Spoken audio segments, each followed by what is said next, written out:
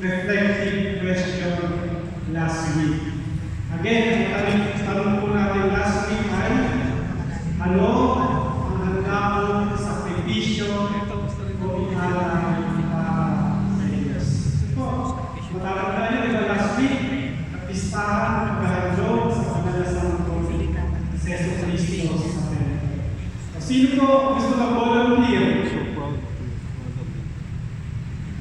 para sagutin ang reflective question last week? Ano ang handa mo sa sakripisyo o inalay para sa Diyos? Ito, taas na ito kayo po. Yun. Okay. Palakpakan mo lang si Brother Jeff.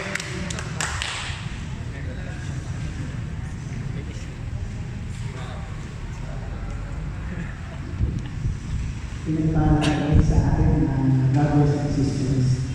Sa akin po, dito po sa gospel, ang nakakantito sa akin dito ay, ngunit dahil yung sinabi ninyo, ihulog ko ang mga sa aking practical natin pamumuhay, darating yung punto na magigipit tayo.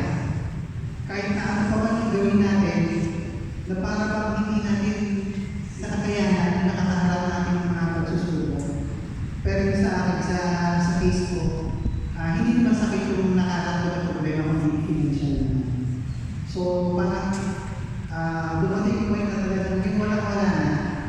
Pero sa pagkakataon ngayon, may mga kaibigan tayo na ginagawang instrumento ni Lord na yung handang tumulong sa atin na para sa atin, sila yung tumata yung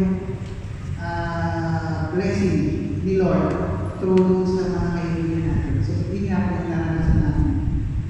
Walang talaga. Kailangan namin yung financial tulong. So, sa dumarating, hindi na yung kaibigan natin ni Lord tulong. So, dahil dito sa pagsubok na ito, lalo tayong pinapatatag ni Lord. Parang sinusubukan natin